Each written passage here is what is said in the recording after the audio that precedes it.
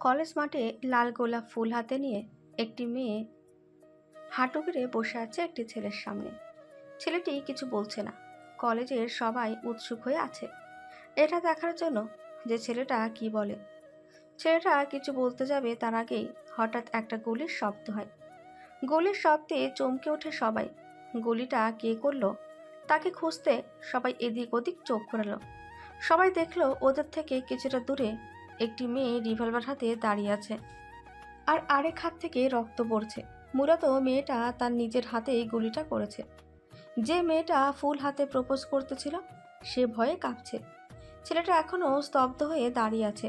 সামনে দাঁড়িয়ে থাকা মেয়েটাকে দেখে সবাই ভয় পাচ্ছে। মেয়েটার চোখ দুটো অসম্ভব লাল হয়ে আছে। পাশ থেকে কারো কথা শুনে হুঁশ আসে ছেলেটির। জান, দাঁড়িয়ে আছিস কেন? দেখ, আপুর হাত থেকে রক্ত পড়ছে, তুই কিছু একটা কর।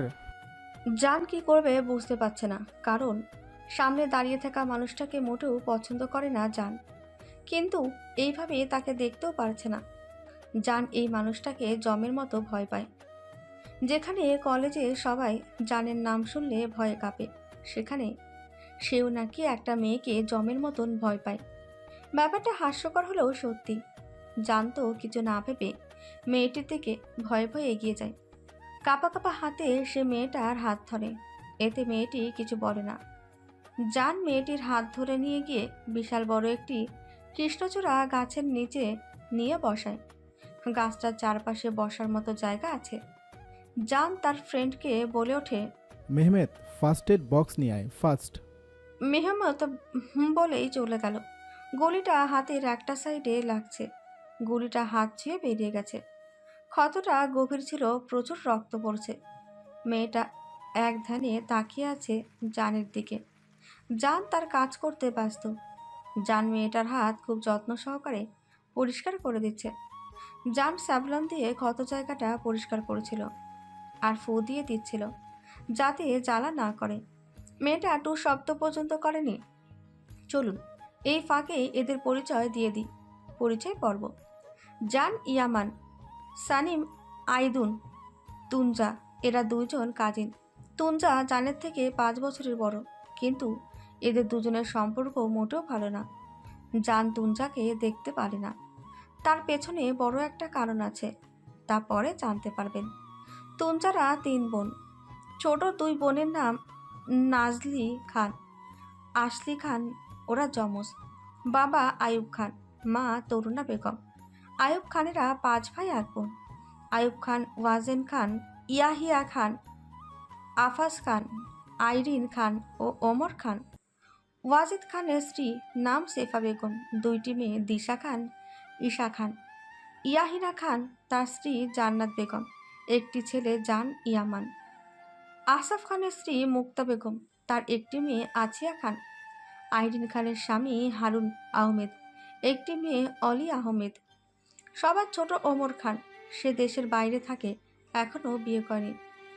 জান সানিমের হাত সুন্দর করে ড্রেসিং করে দিল। সানিমের পাশে এসে 2টা মেয়ে দাঁড়ালো। তাদের নাম লাইলা, লাইরিনা, হাজাল কায়া। দুজনই সানিমের বেস্ট ফ্রেন্ড। এই কলেজে থেকে তারা অনার্স করেছে। পরে 3জনই দেশের বাইরে চলে যায় পড়াশোনা করতে।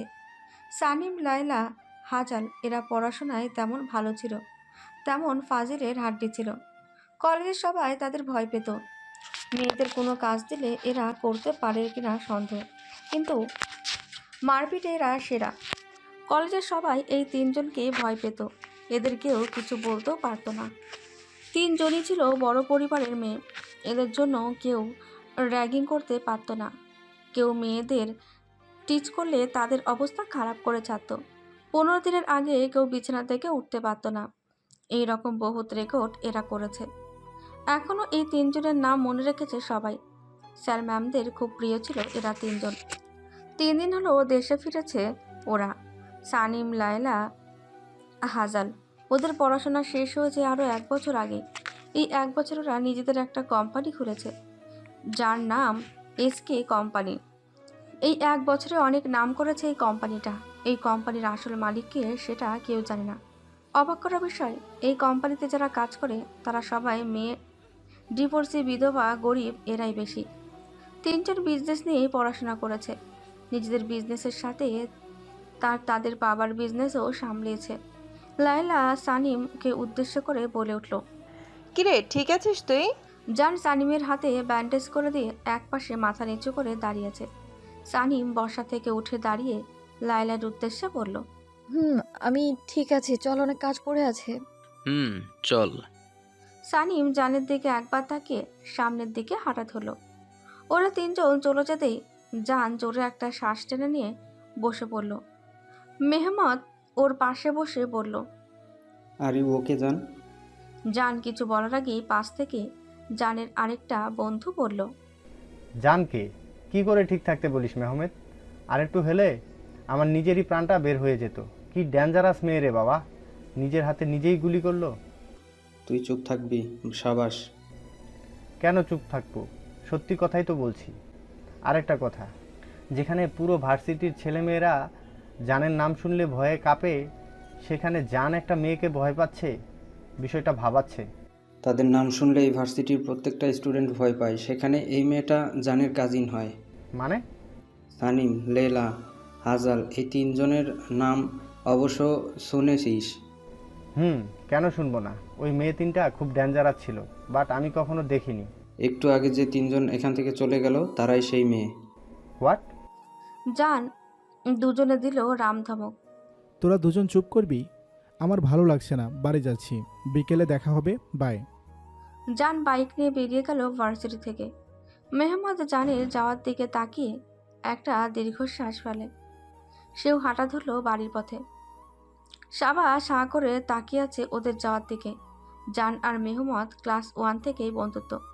সাবাসের সাথে ওদের বন্ধুত্ব হয়েছে অনার্স থেকে।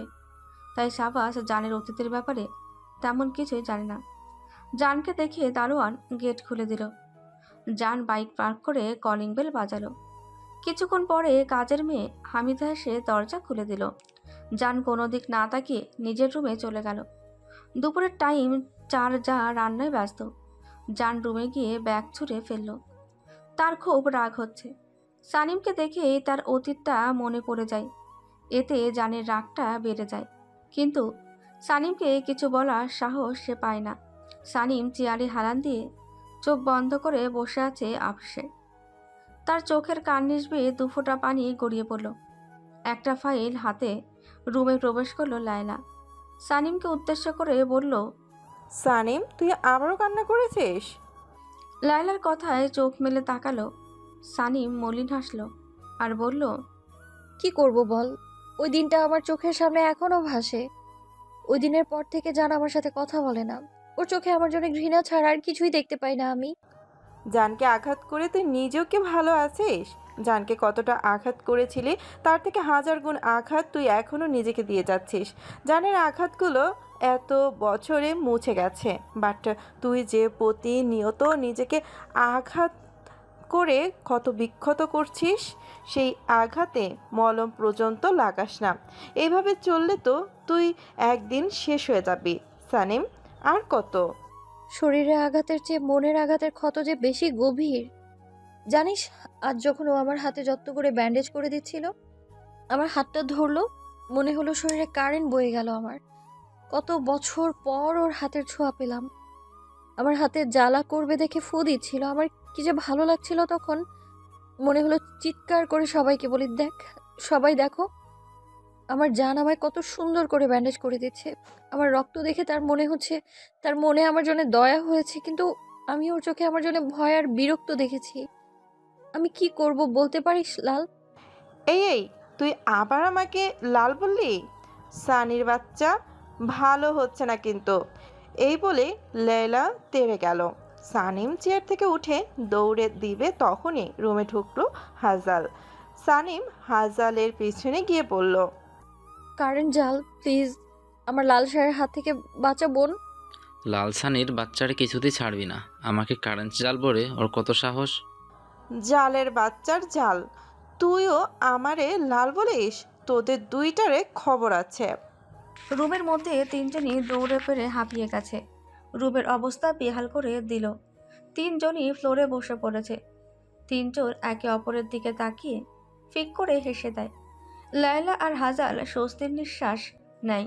এইভাবেই সানিমকে তারা দুজন সামলিয়ে এসেছে।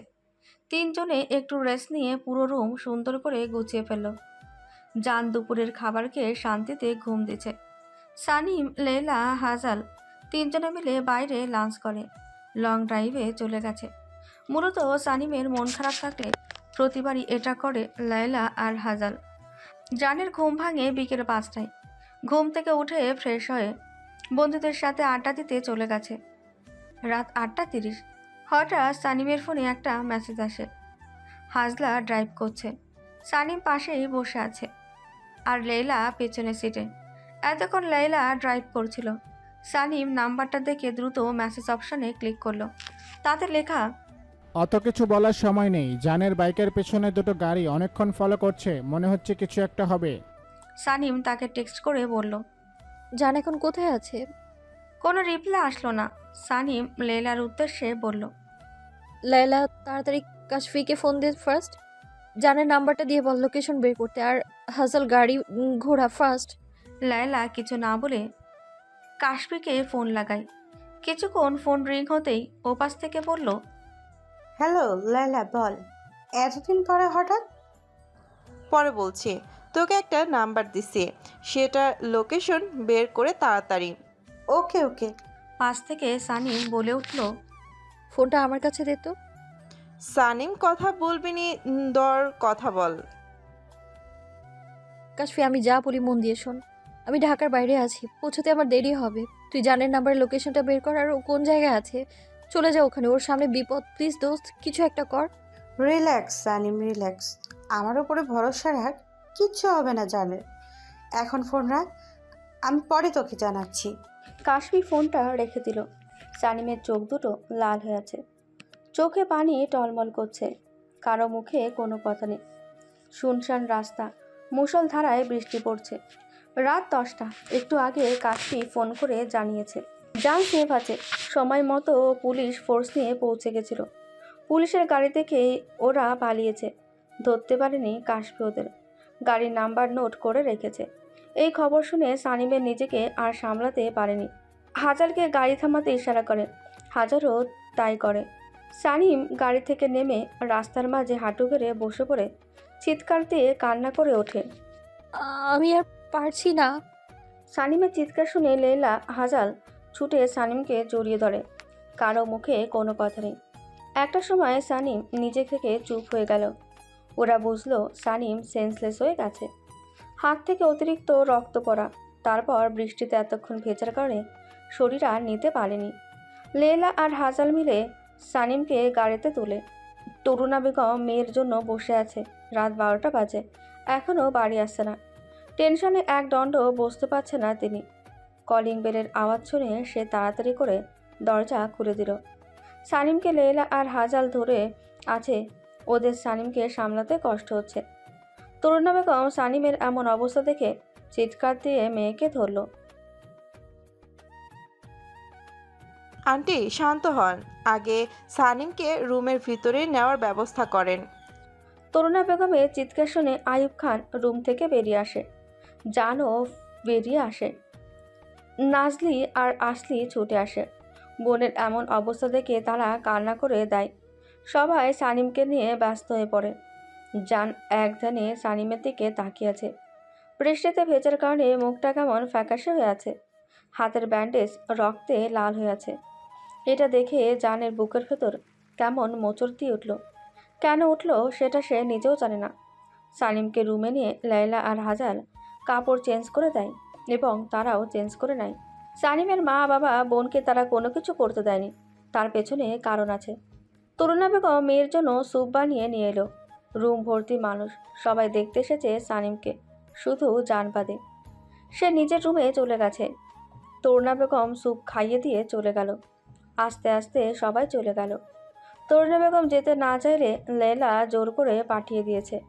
ওরা জানে সানিম জ্বরের ঘরে কী পরিমাণ পাগলামি করে। সকাল 8টা, সবাই খাবার টেবিলে এসে বসেছে। সানিম এখনও নিচে এসে পৌঁছায়নি। সানিমের শরীরে জ্বর নেই, বাট শরীরটা দুর্বল। কিছুক্ষণ পরে সানিম নিচে নামে। সানিমের পরনে ফর্মাল ড্রেস। সানিম সাদা শার্ট, কালো কোট পরা, চুলগুলো ঝুটি করা, পায়ে কালো শুজ, বাঁ হাতে ঘড়ি, ডান হাতে ব্যান্ডেজ করা। মুখটা ফ্যাকাশে লাগছে, তবুও সানিমকে অসম্ভব সুন্দর লাগছে। সানিম দেখতে আহামরি সুন্দরী না, গায়ের রং শ্যামলা, কিন্তু ওর মুখের দিকে যে তাকাবে সেই প্রেমে পড়তে বাধ্য। সায়েল, শ্যামলা মানুষ এত সুন্দর হতে পারে তা না দেখলে বুঝতাম না। কোমর পর্যন্ত লম্বা চুল, টানা টানা চোখ। সানিমের চোখের মণি হালকা সাদা, কাজল দিলে অসম্ভব সুন্দর লাগে দেখতে। চিকন পাতলা ঠোঁট, থুতনিতে কালো একটা তিল, তিলটা যেন তার সৌন্দর্য আরও ফুটে উঠেছে। লম্বায় 5 ফুট 5, মোটাও না চিকনে না। কিছু কিছু সময় সুন্দরকে হার মানতে হয় শ্যামবর্ণের কাছে। লায়লা আর হাজলা দেখতে অসম্ভব সুন্দর। ডাইনিং টেবিলে সবাই খেতে বসেছে, শুধু সানিম বাদে। সানিমকে এগিয়ে আসতে দেখে তরুণা বেগম বললেন, কী রে সানিম, তুই এই শরীরে কোথায় যাচ্ছিস? আম্মু, আমি অফিসে যাচ্ছি, আর আমি এখন একদম ঠিক আছি। তুমি কতটা ঠিক আছো সেটা তো দেখতেই পাচ্ছি। আমার কথা তো শুনবে না, খাবারটা খেয়ে যাও অন্তত। সানিম কিছু বলল না। পাশ থেকে নাজলি বলে উঠল। আইয়ুব খান উঠে চলে গেল। সবাই আগেই বেরিয়ে গেছে অফিসের উদ্দেশ্যে। পাশ থেকে নাজলি বলল, আপু, তোমার হাতের ব্যান্ডেজ তো এখনো লাল হয়ে আছে, ওটা চেঞ্জ করনি কেন? সানিম হাতের দিকে তাকিয়ে মলিন হেসে বলল, কেউ একজন খুব যত্ন সহকারে হাতে ব্যান্ডেজটা করে দিয়েছিল, তাই আর এটা খুলতে ইচ্ছে হলো না। সানিমের কথায় জান চমকে উঠল। এতক্ষণ সে চুপচাপ বসে খাচ্ছিল। সানিমের কথা শুনে মাথা তুলে সে একবার তাকালো সানিমের দিকে। এতে দুজনের চোখাচোখি হয়ে গেল। সানিম দ্রুত চোখ সরিয়ে নিল। সানিম লায়লা আর হাজারকে উদ্দেশ্য করে বলল, তোদের হলো? পাশ থেকে ঈশা বলল, আপু, তুমি না খেয়ে চলে যাবে? আমি পরে খেয়ে নিব। আপু, আমাদের গিফটগুলো কিন্তু এখনো দিলে না আপু। সরি বনু, একটুও মনে ছিল না। সবাই খাওয়া শেষ করে আমার রুমে এসো জলদি। সানিমের কথা শুনে সবাই খুশি হয়ে গেল। সানিম ওপরে চলে গেল। খাওয়া শেষ করে সবাই ওপরে গেল, শুধু জান রুমে যায়নি। সে দরজার সামনে দাঁড়িয়ে আছে। সানিম একে একে সবাইকে সবার গিফট বুঝিয়ে দিল। লাস্টে জানের আম্মুর সামনে গিয়ে দাঁড়ালো। সানিম দুটো গিফট বক্স সামনে ধরে বলল, একটা তোমার আর একটা ছোট বাবাইকে দিও। তিনি কোনো কথাই বললেন না, চুপচাপ গিফট হাতে নিল। যে যার গিফট নিয়ে চলে গেছে। রুমে রয়ে গেছে তরুণা বেগম, জান্নাত বেগম আর মাক্তা বেগম। সানিম মুক্তা বেগমের দিকে গিফট বাড়িয়ে দিয়ে বলল, ছোট মা, এটা তোমার আর চাচুর। এইসবের কি দরকার ছিল মা? তুমি যে বাড়িতে ফিরে এসেছো সেটাই আমার জন্য অনেক। দোয়া করি আরও বড় হও। সানিম তার ছোট মাকে জড়িয়ে ধরল। মুক্তা বেগমও সানিমকে আগলে নিল। তরুণা বেগম সানিমকে উদ্দেশ্য করে বলল, আমি খবর নিয়ে আসছি, তুই না খেয়ে কোথাও যাবি না। বস এখানে, আমি আসছি। একে একে সবাই বেরিয়ে গেল। জান আর দাঁড়ালো না। সে ভেবে নিয়েছে তার জন্য সানিম কিছু আনেনি। এর জন্য ভেতরে ভেতরে রাগে ফুঁসছে জান। রাগ দেখিয়ে নিজের রুমে চলে গেল। রুমে গিয়ে অবাক হলো, তার বেডের উপর অনেকগুলো গিফট বক্স। জান গিফটগুলো উল্টে পাল্টে দেখতে লাগলো। দুটো গিফটে নাম দেওয়া, একটাতে মেহমত, আরেকটাতে সাবাস লেখা। জান বুঝলো এই দুটো ওদের জন্য না, তাই সেগুলো সাইড করে রাখলো। জানের জন্য 4টে গিফট বক্স ছিল। জান একে একে সবগুলো গিফট খুলতে লাগলো। প্রথম গিফটটা খোলার পর জান অনেক বেশি অবাক হলো। IPhone 16 pro max. এই ফোনটা 1 সপ্তাহ আগে তার বাবার কাছে চাইছিল, বাট সে দেয়নি। এতে জান রাগ করে সারাদিন না খেয়েছিল, বাট এতেও কোনো কাজ হয়নি। দ্বিতীয় বক্স ছিল সিলভার কালারের দামি একটা ঘড়ি। তৃতীয় বক্স ছিল দুটো শার্ট, আর শেষ বক্স ছিল অ্যাপেল ল্যাপটপ। এতগুলো গিফট পেয়ে জান খুব খুশি হয়েছে। হঠাৎ চোখ যায় একটা কাগজের উপর। জান কাগজটা হাতে নেয়, তারপর কাগজটার ভাঁজ খুলে পড়তে শুরু করে। এতে লেখা, তুই তো আমাকে সহ্যই করতে পারিস না। সেখানে তুই কথা তো দূরেই থাক, আমি জানি আমার দেয়া জিনিসটাও তুই নিবি না। আর আমি যদি সরাসরি দিতাম তাও নিতি না, তাই তোর বেডে রেখে গেলাম। পছন্দ হলে নিয়ে নিস, আর না হলে ফেলে দিস। আর দুটো গিফট মেহমেদ আর সাবাসের জন্য রাখা আছে। আমি মেহমেদের জন্য বাইরে থেকে নিয়ে এসেছিলাম, তখন তো সাবাসের কথা জানতাম না, ওর জন্য আমি দেশ থেকে নিয়েছি, ওদের দিয়ে দিস। চিঠিটা পড়ে জান একটা দীর্ঘশ্বাস ছাড়ল। সব কিছু গুছিয়ে তুলে রেখে নতুন ফোনে সিম ঢুকিয়ে নিল। তারপর কলেজের জন্য রেডি হয়ে হাতে বাইকের চাবি নিয়ে বেরিয়ে গেল। সানিম যখন রুম থেকে বের হতে যাবে তখন খাবার প্লেট হাতে রুমে প্রবেশ করলো জানের আম্মু। সানিম, যাকে মণিমা বলে। এতে সানিম একটু না বেশ খানিকটা অবাক হয়, কারণ অনেকগুলো বছর হয়ে গেল জানের আম্মু সানিমের সাথে কথা বলে না। আজ হঠাৎ খাবার হাতে, তাও সানিমের রুমে। সানিম ভাবলো হয়তো ভুল করে ঢুকে পড়েছে। সানিমের পাশের রুমটা জানের। এই বিশাল বড় বাড়িটা 3 তলা। দ্বিতীয় তলায় আয়ুব খানের পরিবার আর ইয়াহিয়া খানের পরিবার থাকে, আর তৃতীয় তলায় থাকে ওয়াজেদ খানের পরিবার ও আফাজ খানের পরিবার। এই বংশে জান বাদে আর একটা ছেলেও নেই, তাই জান সবার খুব ছোট আদরের। আর আদর পেয়ে পেয়ে বাদর হয়েছে। বাড়ির কাউকে সে ভয় পায় না, যখন যা মন চায় তাই করে। জান যদি কাউকে জমের মতো ভয় পায় সে হলো সানিম। সানিম বংশের বড় মেয়ে বিধায় তাকেও সবাই অনেক ভালোবাসে।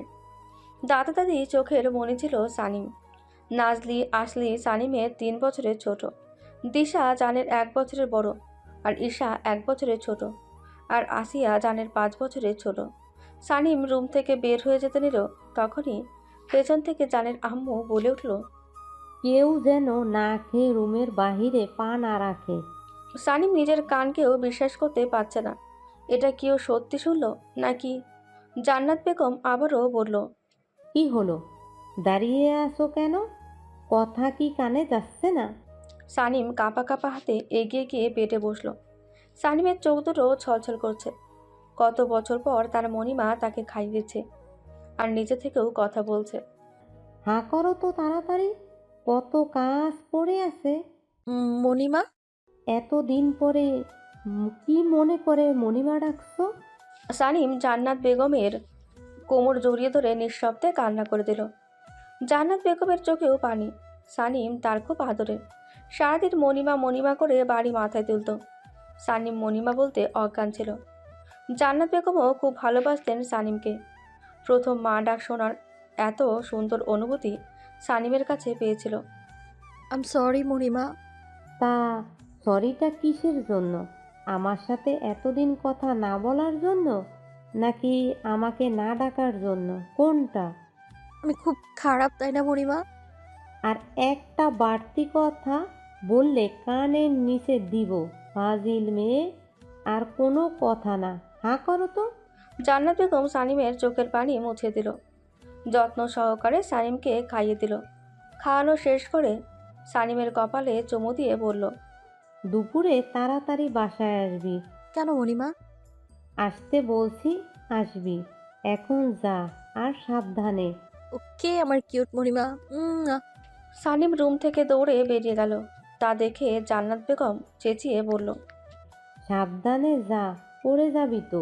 কিছু হবে না, আসছি আমি। আল্লাহ হাফেজ। আল্লাহ হাফেজ। সানিম, লেলা আর হাজাল বেরিয়ে গেল অফিসের উদ্দেশ্যে। 4 যা মিলে দুপুরের রান্নার জন্য প্রস্তুতি নিচ্ছে। বাসার সব কাজ কাজের বুয়া করলেও রান্নাটা তাদেরই করতে হয়, নয়তো কেউ খেতে পারে না। তরুণা বেগম মাটির মানুষ, কখনো কারোর সাথে উঁচু গলায় কথা বলেনি। যারা তো দূরে থাক। তিনি দেখতে শ্যামবর্ণের, আর বাকি 3 জন সুন্দর। এদের সম্পর্ক অনেক সুন্দর। সেফা বেগম একটু অন্যরকম অহংকারী বলা চলে। তরুণা বেগম অনেক ধনী পরিবারের মেয়ে। তারা 1 ভাই 4 বোন। তিনি সবার ছোট ছিলেন। তার ভাই বোন সবাই ফর্সা, সে একটু শ্যামলা। সেফা বেগম গরিব ঘরের মেয়ে, দেখতে সুন্দর। তারা 2 ভাই 4 বোন, তাই বোনের মধ্যে তিনি 3 নাম্বার। জান্নাত বেগম মধ্যবিত্ত ঘরের মেয়ে, দেখতে মাশাল্লাহ। তারা 1 ভাই 1 বোন, তিনি বড়। আর মুক্তা বেগমও মোটামুটি সচ্ছল পরিবারের মেয়ে। তারা 2 ভাই 1 বোন, তিনি সবার ছোট। পড়াশোনার দিক দিয়ে তরুণা বেগম HSC পর্যন্ত পড়াশোনা করেছে। সেফা বেগম 7 পর্যন্ত পড়াশোনা করেছে। জান্নাত বেগম BBA কমপ্লিট করেছে।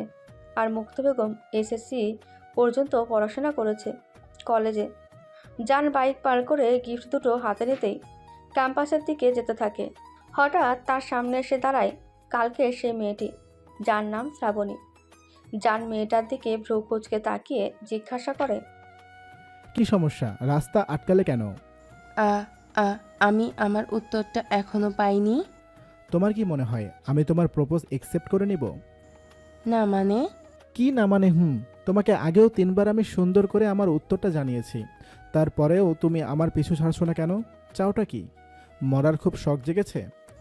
আমি সত্যিই তোমাকে খুব ভালোবাসি জান। আমি তোমার বয়সে অনেক বড়, তাই আমাকে ভাইয়া বলো। আর দ্বিতীয়ত, যার নামে ডাকার অধিকার শুধু আমার আপন মানুষদেরই আছে, বাহিরের কারো না। আর কাল কি হয়েছে তা নিশ্চয়ই মনে আছে। এরপর তোমার সাথে কি হবে সে বিষয়ে আমারও কোনো আইডিয়া নেই। আমার থেকে দূরে থাকো, এটা তোমার জন্যই মঙ্গল। কথাগুলো বলে জান আর 1 সেকেন্ডও দাঁড়ালো না, শ্রাবণীর পাশ কাটিয়ে চলে গেল। মেয়েটা ছলছল দৃষ্টিতে জানের যাওয়ার দিকে তাকিয়ে রইল। জান গিয়ে মেহমতের পাশে বসে পড়ল। সাবাস জানকে জিজ্ঞাসা করলো, আজ আসতে এত দেরি হলো যে? এমনি। তোর হাতে কি জান? গিফট তোদের দুজনের জন্য। সূর্য আজ কোন দিকে উঠেছে বলতো? জান আমাদের জন্য গিফট এনেছে। ওই শালা, আমি কখন বললাম যে আমি গিফট এনেছি? আমার খেয়ে দিয়ে কি আর কোনো কাজ নাই যে আমি গিফট দিব, তাও তোদের? আমি জানি গিফট কে দিয়েছে, সানিমা রাইট? তাই তো বলি, জান আমাদের গিফট দিবে আর এটা বিশ্বাস করতে হবে। চুপ করবি তুই? সত্যি কথা বললেই তো দোষ, তাই না? তোরে কি শুধু শুধু বাসের হেল্পার বলি? কি বললি তুই? আজ তোর খবর আছে। লেগে গেল দুটোই। সাবাস জানের পেছনে ছুটছে, মেহমত কপাল চাপড়াতে লাগলো। এরা একে অপরের পেছনে সবসময় লেগেই থাকে। কিছুক্ষণ পর দুজনই হাঁপাতে হাঁপাতে এসে মেহমতের দুই পাশে বসে পড়ে। তোরা দুটো আর শুধরালি না। আচ্ছা জান, চল ক্লাসে যাই, আজ তাড়াতাড়ি বাড়ি ফিরতে হবে, আব্বু একটু অসুস্থ। আঙ্কেলের কি হয়েছে? জ্বর এসেছে, আমি কাল বেলায় রান্না করে আব্বুকে খাবার খাইয়ে ওষুধ খাইয়ে দিয়ে এসেছি। টেনশন করিস না, সব ঠিক হয়ে যাবে, চল ক্লাসে যাই। মেহমত গরিব ঘরের ছেলে, দেখতে শুনতে ভালো। ওর মা নেই। ওর যখন 5 বছর বয়স তখন ওর মা মারা যান। 8 মাসের বাবু পেটে ছিল।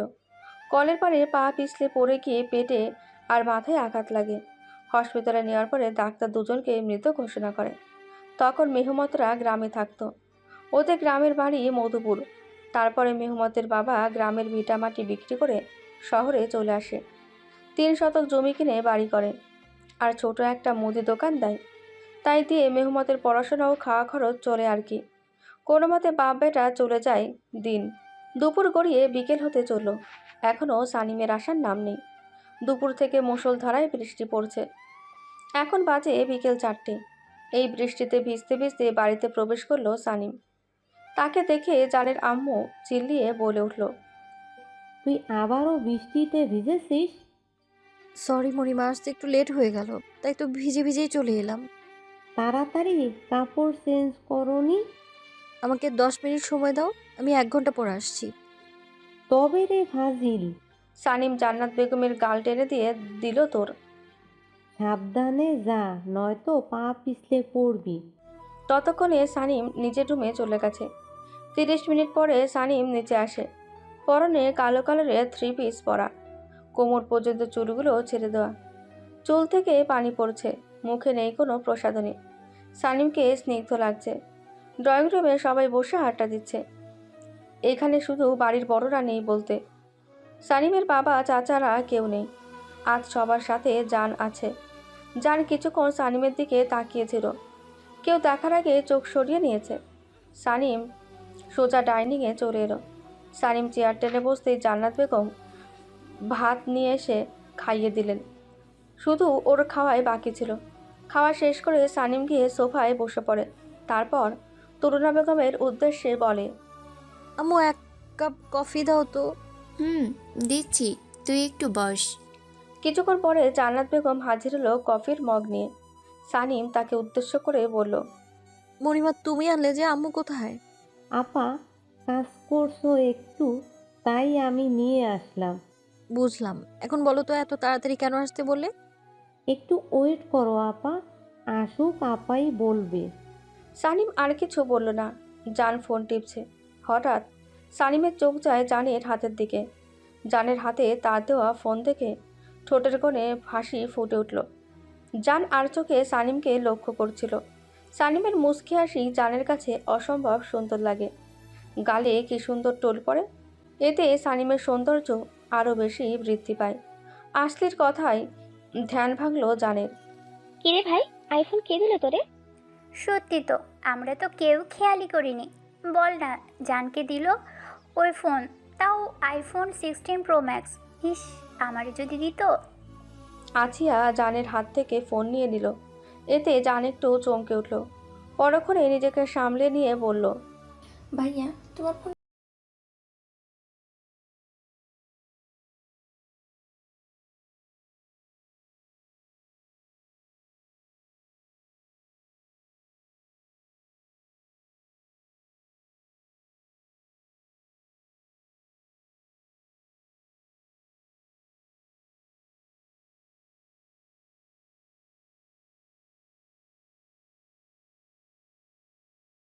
কে দিছে এটা এতবার বলার কি আছে? সকালে আপু তো সবাইকে গিফট দিয়েছে।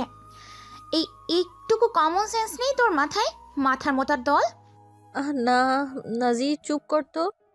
সানিমের এক কথায় সবাই চুপ হয়ে গেল। আর কারো সাহস নেই টু শব্দ করার। সানিম আবারও বলল, আমি সবার জন্য সবার পছন্দ মতো কেনাকাটা করেছি। এখন যদি কারো কিছু লাগে আমাকে বল, আমি এনে দেব। তাও কারো জিনিসের প্রতি কেউ নজর দিবি না। কখনো এটা মনে আনবি না ওকে বেশি দিয়েছে, আমাকে কম বেশি দিয়েছে, বা ওরটা দামি আমারটা কম দামি। তোরা সবাই আমার আপনজন। কখনো তোদের নিজের বোন ছাড়া অন্য কিছুই ভাবিনি আমি। একটা কথা বলবো, কারো মনে কখনো হিংসা বা অহংকার বাসা বাঁধতে দিবি না, যাই হোক না কেন। এখন বল, কারো কিছু লাগবে কিনা? সবাই চুপ করে আছে, কেউ কোনো কথা বলছে না। জান্নাত বেগম মনে মনে খুশি হলো সানিমের কথা শুনে। পাশ থেকে দিশা বলে উঠল, সরি আপু, আমি ওভাবে বলিনি। আমার কাছে আয়। দিশা ভয় পেয়ে গেল। মনে হলো সানিম তাকে মারবে। দিশা উঠছে না দেখে সানিম উঠে গিয়ে দিশার হাত ধরে নিজের পাশে বসিয়ে নিজের সাথে জড়িয়ে ধরে বলল, পাগলি, আমি কি কিছু বলেছি? আমি সবাইকে উদ্দেশ্য করেই বলেছি। আমি চাই না কারো জন্য হিংসা বা ঘৃণা তৈরি হোক। এখন বল তো কি লাগবে? তোমারে লাগবে মানে? দিশা সবার দিকে একবার তাকালো, দেখে সবাই ওর দিকে তাকিয়ে আছে। দিশা সবার থেকে চোখ ফিরিয়ে নিল। সানিমের দিকে তাকিয়ে বলল, অনেকদিন কোথাও ঘুরতে যাওয়া হয় না আপু, কেউ নিয়েই যায় না। চলো না একদিন সবাই ঘুরতে যাই। ব্যাস এইটুকুই? হুম। ওকে, শুক্রবার নিয়ে যাবো। এবার খুশি তো? থ্যাংক ইউ আপু। পাগলি। পেছন থেকে কারো কথা শুনে সবাই সেই দিকে তাকায়।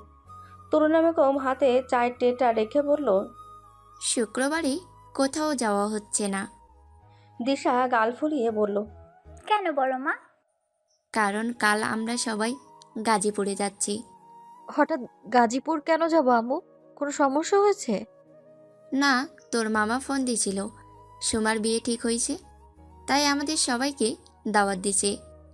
বৃহস্পতিবারে গায়ে হলুদের অনুষ্ঠান আর শুক্রবারে বিয়ে, তাই আমরা সবাই ওইখানেই যাচ্ছি।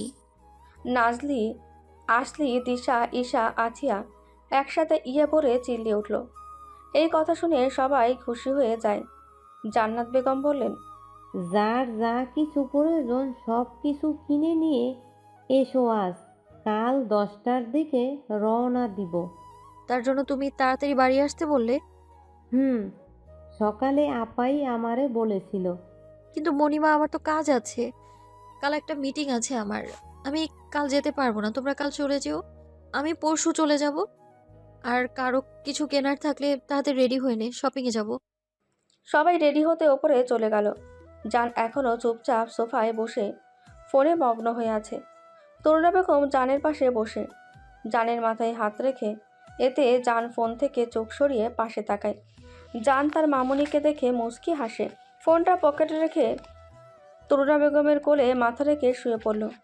তরুণা বেগম জানের মাথায় হাত বুলাতে বুলাতে বলল, আব্বু, কি হয়েছে? চুপচাপ বসে আছো কেন? ভালো লাগছে না মামনি, একটু মাথায় হাত বুলিয়ে দাও। সবাই শপিং যাচ্ছে, তুমি যাবে না? না মামনি, আর আমি কাল তোমাদের সাথে যেতে পারবো না। কেন, কি হয়েছে? আমার ক্লাস টেস্ট পরীক্ষা আছে 2টা, মিস দেওয়া যাবে না। ও, এই ব্যাপার। তুমি পরশু পরীক্ষা দিয়ে তুমি আর সানিম একসাথে চলে এসো। কিন্তু মামুনি। আর কোনো কিন্তু শুনতে চাই না। এখন যাও, রেডি হয়ে নাও, শপিংয়ে যাবে। জান শোয়া থেকে উঠে বসে পড়ল। তরুণা বেগমের গাল দুটো টেনে দিল দৌড়। ওর এমন কাণ্ডে সবাই ফিক করে হেসে দিল। সানিম মুচকে আসলো। সানিম নিজেকে স্বাভাবিক করে বলল, তোমরা যাবে না নাকি তোমাদের কিছু লাগবে না? আমরা না গেলেও আমাদের কার কি প্রয়োজন তা ঠিকই বাসায় চলে আসবে। একদম ঠিক কথা ছোট। শানিম থাকতে আমাদের এসব নিয়ে কোনো টেনশন করতে হয় না। তাহলে তো সব মিটেই গেল। রাতে কি সবাই বাইরে খেয়ে আসবে? আম্মু, আর আজ তোমরা রান্না করো না। আমি আব্বুকে বলে দিচ্ছি সন্ধ্যার আগে যেন সবাইকে নিয়ে বাড়ি আসে। কেন? অনেক দিন হলো তোমরা কোথাও যাও না। তোমরা সবাই রেডি হয়ে থেকো। মেজো চাচু, আব্বু, বাবাই, ছোট চাচু ও তারা আসলে তোমরাও বেরিয়ে পড়ো। আজকের ডিনারটা বাইরেই করো। কেউ আর কিছু বলল না, কারণ সানিম যখন একবার বলে দিয়েছে তাহলে এই কথা নড়চড় হবে না। আর সবাই খুশিও হয়েছে। কাজের চাপে তারাও বউদের সময় দিতে পারে না। আজ না হয় তারাও তাদের মতো করে সময় কাটাকে একটু। একে একে সবাই রেডি হয়ে নিচে নেমে এলো। সানিম সবার দিকে এক পলক তাকিয়ে হাঁটা ধরলো সামনের দিকে।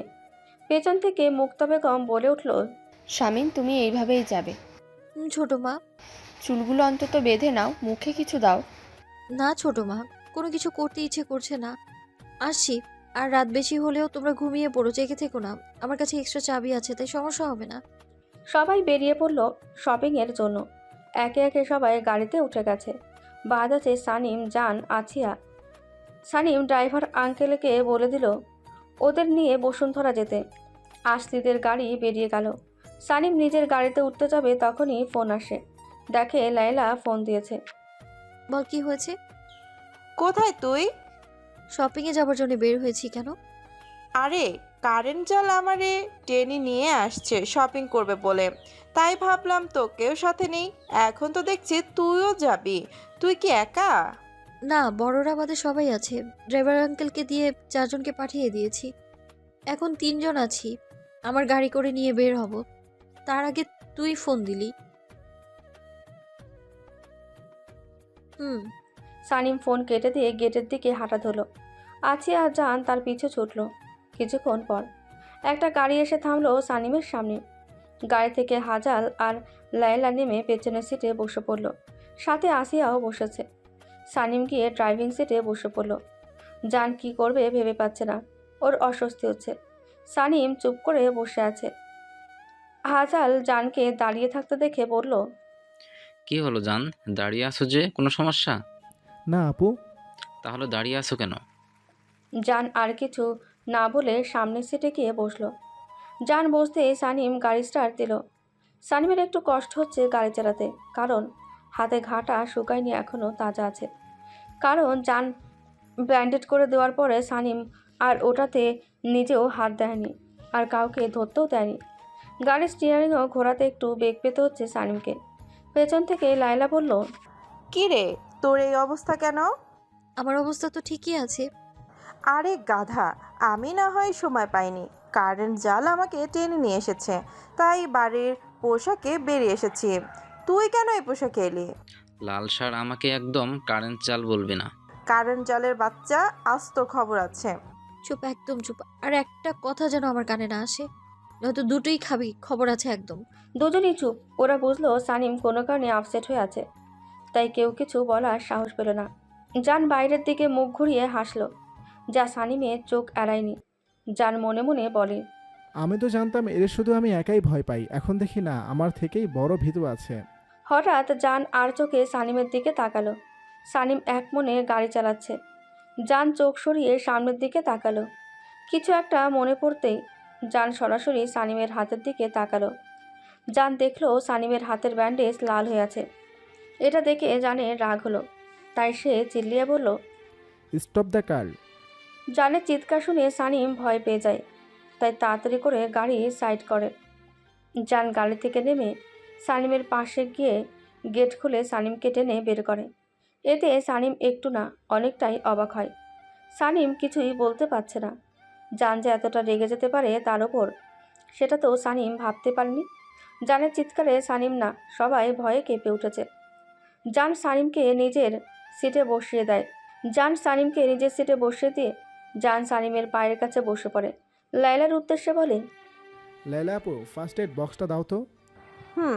এই নাও। জান সানিমের হাত থেকে আগের ব্যান্ডেজটা আস্তে আস্তে খুলতে শুরু করে, যাতে সানিম ব্যথা না পায়। ব্যান্ডেজ খোলার পরে জানের চোখ বড় বড় হয়ে যায়। ক্ষত জায়গা থেকে রক্ত পড়ছে। হাতের অবস্থা খুব খারাপ। জান কোনো মতে সানিমের হাতে স্যাভলন দিয়ে রক্ত পরিষ্কার করতে করতে বলে, নিজেকে কি মনে করেন আপনি? দেশের প্রেসিডেন্ট নাকি রানী ভিক্টোরিয়া? আপনি যা বলবেন সেটাই ঠিক আর বাকিরা সবাই ভুল। চুপ থাকি বলে এটা ভেবে বসবেন না যে আমি কিছু বলতে পারি না। হাতটা এইভাবেই রাখবেন আর চুপচাপ বসে থাকবেন। আজ যদি আপনি আমার বড় না হতেন তাহলে ঠাটিয়ে 2টা থাপ্পড় দিতাম। সব কিছু তার কাছে মজা মনে হয়। রাগ কন্ট্রোল করার জন্য জোরে জোরে শ্বাস নেয় জান। সানিমের চোখ দুটো খুশিতে ছলছল করছে। জানের এমন শাসন শুনে একটু রাগ হয়নি, বরং মনের মধ্যে সুখ সুখ অনুভূতি হচ্ছে। জান সানিমের মুখের দিকে তাকায়। সানিমের চোখে পানি দেখে। অস্থির হয়ে ওঠে জান। সানিমকে জিজ্ঞাসা করে, খুব বেশি জ্বালা করছে তাই না? একটু ধৈর্য ধরেন, আমি হসপিটালে নিয়ে যাচ্ছি। জান সানিমের পা দুটো ধরে গাড়িতে উঠিয়ে দিয়ে দরজা লাগিয়ে দেয় আর নিজে গিয়ে ড্রাইভিং সিটে বসে গাড়ি স্টার্ট দেয়। সানিম শুধু তাকিয়ে তাকিয়ে জানের কর্মকাণ্ড দেখছে। জানের এমন কাজে লায়লা হাজার খুশি হয়। আছিয়া ভয়ে চুপ করে আছে। আছিয়া কখনো জানকে এমন করে রাগ করতে দেখেনি। জান একটা হসপিটালের সামনে গাড়ি থামায়। জান সানিমকে গাড়ি থেকে নামিয়ে সানিমের বাম হাত নিজের হাতের মুঠোয় নিয়ে হাঁটতে শুরু করে। সানিম টু শব্দ পর্যন্ত করছে না। জান সানিমকে ডাক্তার দেখে বেরিয়ে আছে কিছুক্ষণ পরে। ডাক্তার কিছু মেডিসিন আর একটা মলম দিয়েছে। সানিমের হাতে সুন্দর করে ড্রেসিং করে দেয়, আর এটাও বলে দেয় প্রতিদিন এসে ড্রেসিং করিয়ে নিতে। 1 সপ্তাহ আসতে হবে। জান সানিমকে গাড়িতে বসিয়ে দিয়ে মেডিসিন আনতে চলে যায়। কিছুক্ষণ পর মেডিসিন নিয়ে হাজির হয় জান। মেডিসিন বের করে সানিমের হাতে ধরিয়ে দিয়ে খেতে ইশারা করে। সানিমও তাই করে। সানিম মেডিসিন মুখে পুরে নেয়। জান তার হাতে পানির বোতল দেয়। সামিন মেডিসিন খেয়ে নেয়। জান স্বস্তির নিঃশ্বাস নেয়। তারপর গাড়ি স্টার্ট করে। কেউ আর কোনো কথাই বলে না। সানিম গিয়ে দেখে কেউ মলের ভেতরেই ঢোকেনি, বাইরে দাঁড়িয়ে আছে। সানিম সবার উদ্দেশ্যে বলল, কিরে তোরা এইখানে দাঁড়িয়ে আছিস কেন? তোমাদের জন্য ওয়েট করছিলাম, বাট তোমাদের তো দেরি হলো কেন? আরে সানিমকে নিয়ে ডক্টর কাছে গিয়েছিলাম। কেন, কি হয়েছে আপু? তুমি ঠিক আছো আপু? আরে শান্ত হ তোরা, হাতের জন্য গিয়েছিলাম। এখন বেশি কথা না বলে ভেতরে চল, এমনিতেই দেরি হয়ে গেছে। চলো সবাই। একে একে সবাই ভেতরে চলে গেল। লিফট দিয়ে 6 তলায় উঠে বড় একটা শাড়ির দোকানে ঢুকলো সানিম, বাড়ির বড়দের জন্য কেনাকাটা করবে বলে। আর সবাইকে বলেছে যে যার মতো মতে কেনাকাটা করতে। জান একপাশে চুপ করে বসে বসে কি যেন ভাবছে। তার কোনো দিকে খেয়াল নেই। জান কখনো নিজের পছন্দে কিছু কিনেছে কিনা তার জানা নেই, কারণ তার কোনো ভাই না থাকায় জান সব বোনের আদরে। যখন যা চায় তখন তাই পেয়েছে, না চাইতে তার সামনে হাজির করেছে সবাই। নাজলি জানকে সবার থেকে একটু বেশি ভালোবাসে। নাজলি কখনো শপিং করতে গেলে আর কারোর জন্য কিছু না আনলেও জানের জন্য কিছু না কিছু নিয়ে আসতো। নাজলি দেখতে ফর্সা, চুলগুলো বেশ লম্বা না খাটোও না। নাজলি একটা বাজে স্বভাব আছে, হুটহাট রেগে যা, রাগটা নাকের ডগায় থাকে সবসময়। আসলি নাজলির পুরাই বিপরীত। আসলি খুবই শান্ত স্বভাবের মানুষ। ও কখনো কারোর সাথে ঝগড়া করেছে কিনা কারো মনে পড়ে না। কেউ কিছু বললে চুপচাপ শুনতো, কিছু বলতো না। আসলি ঠিক তার মায়ের মতন হয়েছে। 2 বোন জমজ হলেও তাদের চেহারার কোনো মিল নেই। আসলি দেখতে কালো, কালো বলে যে দেখতে খারাপ তা না, দেখতে মোটামুটি ভালোই। আসলি নাজলির থেকে 10 মিনিটের ছোট। এই কালো চেহারার জন্য পরিবারের কেউ আসলিকে অবহেলা করেনি। সবার মতো আদরে বড় হয়েছে। বাইরে যদি কেউ কিছু বলতো তাহলে নাজলি তার অবস্থা খারাপ করে ছাড়তো। এসব নিয়ে আসলি মনে কখনো বাজে প্রভাব পড়েনি, কারণ তার পরিবার তাকে সবসময় তাকে আদর স্নেহে বড় করেছে। কখনো কোনো কিছুর অভাব দেয়নি, সবসময় সাপোর্ট করেছে। আয়ুব খান আর তরুণা বেগম আসলিকে একটু বেশি ভালোবাসে। প্রথম প্রথম আসলি বাইরের মানুষের কথা শুনে খুব বেশি কান্না করত। একদিন আইয়ুব খান মেয়ের মাথায় হাত রেখে বলেছিল, শোন, আসলেই ভেঙে দুই খণ্ড হয়ে যাবি, কখনো মস্কে ঝুলে থাকবি না। তুই না চাইলে কেউ তোকে আঘাত করতে পারবে না। নিজেকে এমনভাবে তৈরি কর যাতে কেউ তোকে আঘাত করতে আসলে পাল্টা আঘাত সে পায়। সব সময় আমি বা তোর মা বোন কাউকে পাশে পাবে না। তখন নিজে সব কিছুর মোকাবেলা করতে হবে। সব পরিস্থিতির জন্য নিজেকে প্রস্তুত রাখতে হবে। ভেঙে পড়লে চলবে না। এই সমাজ দুর্বল মানুষের উপর বেশি অত্যাচার করে, বেশি মজা পায়। নিজের চুপ থাকাটাকে দুর্বলতা নয়, নিজের শক্তিতে রূপান্তরিত কর। সেদিন আইয়ুব খানের কথায় অনেক কিছু বুঝে গিয়েছিল আসলি। কথাগুলো আসলি মন মস্তিষ্কে গেঁথে গিয়েছিল। কখনো নিজেকে কারো সামনে দুর্বল প্রমাণ করেনি। শক্ত হাতে সব কিছুর মোকাবিলা করেছে। এত বড় দুর্ঘটনা ঘটার পরেও নিজেকে ভেঙে পড়তে দেয়নি। আসলে জীবনটা এত সহজ না। দুর্বল মানুষদের জন্য তো আরো বেশি কঠিন। বাঁচতে হলে সিংহের মতো বাঁচো, বিড়ালের মতো মেউ মেউ করে বাঁচার কোনো দাম নেই। রাত ৮টা, সবার সব কিছু কেনাকাটা শেষ। সানিম নিজের জন্য কিছুই নেয়নি। আর জান, সে চুপ করে বসেছিল। সানিম বাড়ির সবার জন্য কেনাকাটায় ব্যস্ত থাকায় জান কিছু নেয়নি, সেটা সে খেয়াল করেনি। বসুন্ধরা থেকে সবাই বেরিয়ে গাড়িতে উঠে বসে।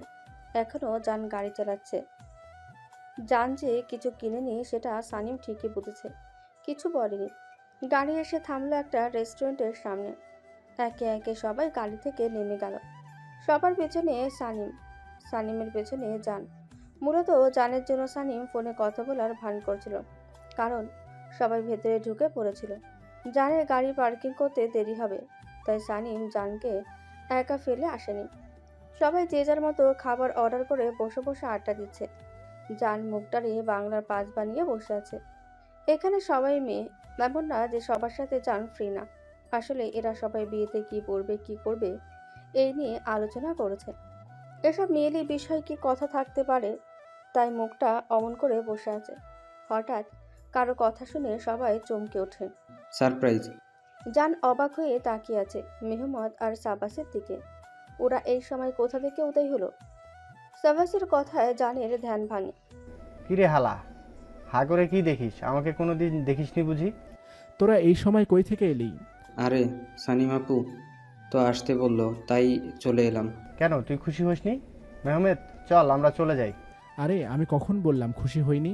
আরে তোরা আসাতে আমি সত্যি খুশি হয়েছি। এতক্ষণ তো বোরিং লাগছিল সব কিছু। জান একে একে সবার সাথে পরিচয় করিয়ে দিল। মেহমদ জানোর বোনদের মোটামুটি চেনে। ২-৩ বার জানদের বাড়ি গিয়েছে মেহমদ। শাবাস তেমন কাউকে চেনে না। হঠাৎ মেহমদের চোখ যায় ঈশার দিকে। ঈশাও তাকিয়ে আছে মেহমেদের দিকে। দুজনে চোখাচোখি হয়ে যায়। কেউ দেখার আগে মেহমদ চোখ সরিয়ে নেয়। ঈশা চোখ সরিয়ে নেয় না, সে একধানে তাকিয়ে আছে মেহমেদের দিকে। মেহমেদ ঠিকই টের পেয়েছে সেটা। মেহমেদের অস্বস্তি হচ্ছে, হওয়াটাই স্বাভাবিক। কেউ এইভাবে তাকিয়ে থাকলে অস্বস্তি হবে। আমি কি আসতে বেশি দেরি করে ফেলেছি? কারো কথা শুনে সবাই পেছনে তাকায়, দেখে দুটো ছেলে তাদের দিকে এগিয়ে আসছে। সবাই অবাক প্লাস খুশি হয়ে যায়। সানিম তাদের দিকে তাকিয়ে বলে, সঠিক সময় চলে এসেছে। কেমন আছো? আলহামদুলিল্লাহ ভালো আপু, আপনি কেমন আছেন? আর হাতের কি অবস্থা? আলহামদুলিল্লাহ মোটামুটি ভালো। দাঁড়িয়ে আছো কেন? বসো তোমরা। জি। আঙ্কেল আন্টি কেমন আছেন? জি আপু, সবাই ভালো আছে। কি অবস্থা সবার, কেমন আছো? ভালো ভাইয়া, আপনার কি অবস্থা? আমাদের তো ভুলেই গেছেন। কি যে বলো না, তুমি আমার একটা মাত্র শালা, কি করে ভুলে যাই বলো? হয়েছে, বেশি পাম দিয়া লাভ নাই। তোমার কাছে আমার বোনকে বিয়ে দিব না। কেন কেন? কেন যে মানুষ বিয়ের আগেই এত ব্যস্ততা দেখায়, বিয়ের পর তো কি করবে সেটা আমাদের জানা। তাই আমরা ভাবছি তোমার কাছে বোন বিয়ে দিব না। আরে শালি সাহেবা, এখন সব কাজ গুছিয়ে রাখছি যাতে বিয়ের পর তোমার বোনকে বেশি সময় দিতে পারি, বুঝেছো? নাজমুলের কথা শুনে নাজলি লজ্জায় মাথা নিচু করে নিয়েছে।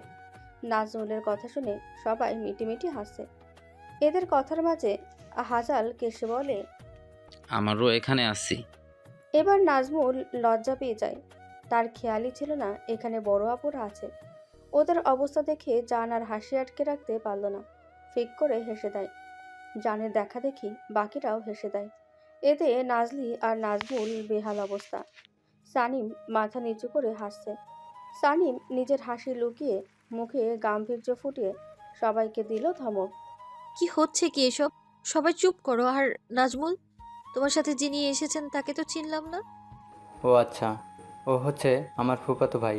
ওর নাম আহান। এতদিন পড়াশোনার জন্য বাইরে ছিল, 1 সপ্তাহ হলো দেশে এসেছে। কাজের ব্যস্ততায় কোথাও বেরোতে পারিনি, তাই সাথে করে নিয়ে এলাম। ভালো করেছো। খাবার এসে পড়েছে, কথা না বলে সবাই খাবার খাও। আর আয়হান, তুমি লজ্জা পেও না। এখানে আমরা সবাই ফ্রি মাইন্ডের, তাই লজ্জা না পেয়ে সবার সাথে মিশে দেখো, ভালো লাগবে। জি আপু। ওয়েটারগুলো একের পর এক এসে খাবার দিয়ে যাচ্ছে। খাবারের আইটেম ছিল fried rice, chilli chicken, Thai soup, chicken rezala, chicken tikka, chicken fry, হাঁসের মাংস, ইলিশ ভাজি, বেগুন ভাজি, চিংড়ি মাছের কারি, শাহি কাবাব, নান, রুটি, সাদা ভাত, কোল্ড ড্রিঙ্কস, আইসক্রিম ইত্যাদি। যার যা পছন্দ সব সেটা নিয়ে খাচ্ছে। জান চুপ করে বসে আছে। সানিম লেইলার দিকে তাকিয়ে বলল, লায়লা, তুই একটু কষ্ট করে উঠতো। কেন? উঠতে বলছি, উঠ। সানিমের কথায় লেইলা উঠে দাঁড়ালো। ওরা সবাই 2 টেবিলে একসাথে করে বসেছে। কর্নারের সাইডে সানিম বসেছে। সানিম লাইলাকে উঠিয়ে দিয়ে নিজে লাইলার জায়গায় বসে পড়ে বলল, জান, তুই উঠে এসে আমার পাশে বস। আর লায়লা, তুই জানের পাশে বস। এই কথা শুনে জান চমকে যায়। সানিমের কথা শুনে সবাই তার দিকে তাকায়, কিন্তু কেউ কিছু বলার সাহস পায় না। জান কিছু বলার জন্য মুখ খুলবে, কিন্তু সানিমের চাহনি দেখে থেমে যায়, কিছু বলার সাহস পায় না। জান চুপচাপ গিয়ে সানিমের পাশে বসে পড়ে, আর লেইলা জানের চেয়ারে বসে পড়ে। আগের মতো সবাই খাওয়া শুরু করে। সানিম একটা ওয়েটারকে বলে, এক্সকিউজ মি। জি ম্যাম, বলুন। আমি আরো কিছু খাবার অর্ডার দিয়েছি, সেগুলো এখনো দেননি। একটু ওয়েট ম্যাম, আমি দেখছি। একটু তাড়াতাড়ি করবেন। ওয়েটার চলে যায়। কিছুক্ষণ পরে ওয়েটার কিছু খাবার নিয়ে হাজির হয়। সেখানে ছিল চিকেন বিরিয়ানি, দই, লাল ভেলভেট কেক আর পানি। সবগুলো খাবার জানের সামনে দেয়। জান অবাক হয়ে তাকিয়ে সানিমের দিকে। সানিম খেতে ইশারা করে। জান খুশি মনে খেতে শুরু করে। জানকে খেতে দেখে সানিম মুচকি হাসে। আসলে জানের এসব খাবারে অ্যালার্জি আছে। দ্বিতীয়ত জান ঝাল জিনিসটা খেতে পারে না। এখানে প্রত্যেকটা খাবারই ঝাল ছিল। মিষ্টির মধ্যে জানের দই আর লাল ভেলভেট কেক খুব ফেভারিট। জান তৃপ্তি সহকারে খাচ্ছে। সানিম কিছুই খাচ্ছে না, সে চুপ করে বসে আছে। প্রথমত ডান হাতে ব্যান্ডেজ, আর দ্বিতীয়ত সানিমের খেতে ইচ্ছে করছে না, প্রচণ্ড মাথা ব্যথা করছে। এই বিষয়টা কেউ খেয়াল করেনি। আয়হানের কথায় সবাই খাওয়া বন্ধ করে সানিমের দিকে তাকায়। সবাই দেখে সানিম 2 হাতে মাথা চেপে ধরে মাথা নিচু করে চুপচাপ বসে আছে, কোনো কথাই বলছে না। সবার কথা শুনে সানিম মাথা তুলে তাকায়। সানিমকে দেখে সবাই ভয় পেয়ে যায়, কারণ সানিমের চোখ দুটো লাল হয়ে আছে। সানিমকে কেমন বিধ্বস্ত লাগছে। হাজাল আর লায়লা তাড়াতাড়ি উঠে সানিমের কাছে আসে। Are you okay Sanim? Sanim কথা বলতে পারছে না, কোনো মতে বলল, আমার কেমন যেন লাগছে, নিঃশ্বাস নিতে পারছি না আমি, সবকিছু ঝাপসা লাগছে। আর আর মাইগ্রেন। হাজাল বুঝে গেছে সানিমের কি হয়েছে। হাজাল লায়লাকে উদ্দেশ্য করে বলল, তোর কাছে মাইগ্রেন মেডিসিন আছে? দাঁড়া দেখছি। লেলা কাছে নেই, আজ কেউ নিয়ে আসেনি। সানিমের মাইগ্রেন ব্যথাটা অনেক দিনের, দেশের বাইরে যাওয়ার পর থেকে হয়েছে। ঠিকমতো না খাওয়া, রাতে না ঘুমানো, অতিরিক্ত মানসিক চাপ, দুশ্চিন্তা, নিজেকে আঘাত করা, হুটহাট উত্তেজনা হওয়া, এই সব কিছুর জন্য সানিম নিজেই দায়ী। সানিমের যখন মাইগ্রেনের ব্যথা শুরু হয় তখন ওর অবস্থা খুব খারাপ হয়ে যায়। বিছানা থেকে মাথা তুলতে পারে না, মাথায় একটু ঝাঁকি লাগলেও মনে হয় মাথা ছিঁড়ে পড়ে। মাইগ্রেনের ব্যথা যার আছে সেই বলতে পারবে কতটা কষ্ট হয়। এই রোগের আমি নিজেও আক্রান্ত। বিদেশে থাকতে সানিমের বহুবার এমন হয়েছে, কিন্তু সানিম ওষুধ খেতে চাইতো না, তাই বাধ্য হয়ে লায়লার হাজাল ওদের ব্যাগে মেডিসিন রাখতো। এরকম বান্ধবী পাওয়া ভাগ্যের ব্যাপার, যা সবার কপালে জোটে না। দেশে আসার পরে তেমন কোনো লক্ষ্য দেখা যায়নি, আর আজ ওরা ওদের পার্স ব্যাগগুলো সাথে আনেনি। তাড়াহুড়োয়, যার কারণে এই অবস্থা। সানিমের এমন অবস্থা জান দেখতে পাচ্ছে না। জান কেমন হাঁসফাঁস করছে। যখন লায়লা বলল মেডিসিন পায়নি, জান আর 1 সেকেন্ডও দেরি করেনি, ছুটে বেরিয়ে গেছে মেডিসিনের জন্য। কিছুক্ষণ পর জান হাঁপাতে হাঁপাতে এসে দাঁড়ায় সানিমের কাছে।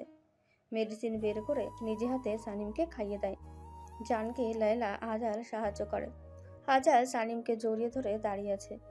কিছুক্ষণ পরে জান রুমাল ভিজিয়ে নিয়ে এসে যত্ন করে সানিমের পুরো মুখটা মুছে দিল। জান সানিমকে দেখতে পারে না, আর সেই জান সানিমের যত্ন নিচ্ছে। লায়লা সবার দিকে তাকিয়ে দেখে লাজলি, আসলি, দিশা, ঈশা, আসিয়া কান্না করছে। এতক্ষণ সানিমরে নিয়ে ব্যস্ত থাকায় কেউ খেয়াল করেনি। লায়লা করেনি উদ্দেশ্য বললে, তোরা কি শুরু করলি? এইভাবে কান্না কান্না করছিস কেন? তোদের বোন মরবে না? ওর কই মাছের প্রাণ সহজে মরবে না। নাজলি আসলে কান্না করতে করতে হেসকে উঠে গেছে, কারণ নাজলি আর আসলিকে সানিম দেখে রাখতো। নাজলি আসলে সারাদিন সানিমের সাথেই থাকতো।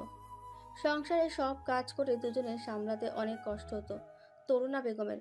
সানিমও তখন অত বড় ছিল না, তবুও চেষ্টা করতো বোনদের দেখে রাখতে। লেইলার কথা শুনে আসলে এবার জোরে কেঁদে দিয়ে বলল, আপু, তুমি এভাবে বকছো কেন? তো কিভাবে বলবো? দিনের পর দিন নিজের উপর জুলুম করে যাচ্ছে। মাঝে মাঝে মনে হয় আমি নিজেই ওকে গলা টিপে মেরে ফেলি।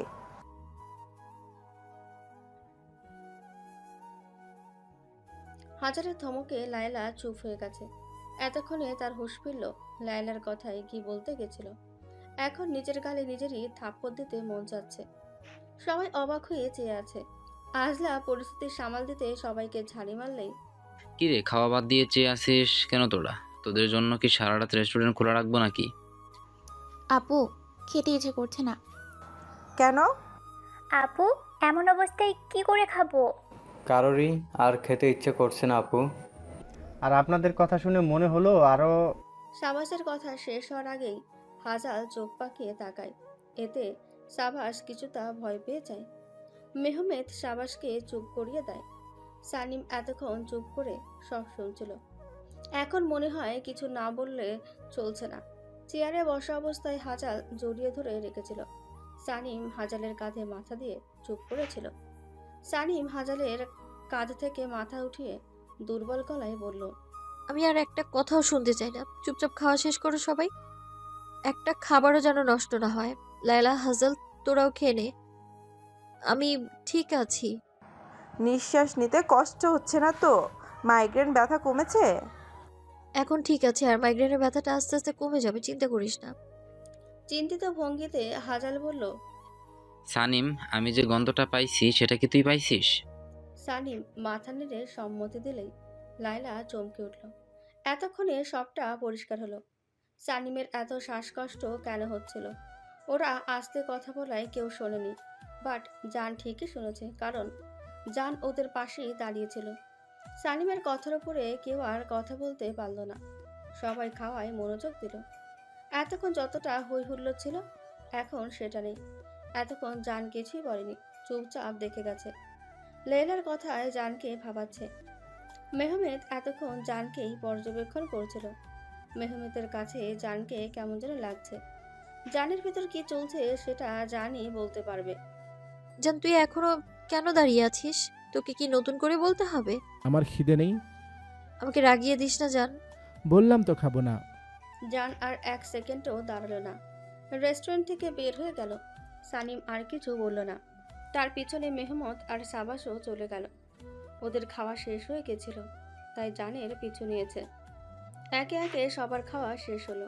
সানিম লেইলাকে বলল বিল মিটিয়ে দিতে। লেইলা তাই করল। নাজমুল অবশ্য দিতে চাইছিল, কিন্তু সানিম দিতে দেয়নি। আর সানিম সবাইকে বলে দিয়েছে এখানে যা হয়েছে সেটা যেন বাড়ির মানুষ না জানে। যদি জানে তাহলে কাউকে আস্ত রাখবে না। সানিমের হুমকিতে সবাই ভয় পেয়ে যায়। আয়ান এতক্ষণ শুধু দেখে গেছে চুপচাপ। সানিমের এমন হুমকি দেওয়া দেখে মনে মনে বলে, জি আপু, কি ডেঞ্জারাস মেয়ে রে বাবা। ঠিক মতো দাঁড়াতে পারছে না, হুমকি ঠিকই দিচ্ছে। আর আরেকজনকে দেখো, বন্যের শোকে কেঁদে কেঁদে কি অবস্থা করেছে। আয়ান মনে মনে কথাগুলো বলে আসলির দিকে তাকালো। কান্নার কারণে চোখ ফুলে গেছে, তবুও আয়হানের কাছে খুব মায়াবী লাগছে। আয়হান একধানে তাকিয়ে আছে। নাজমুলের কথায় হুঁশ ফেরে আয়ানের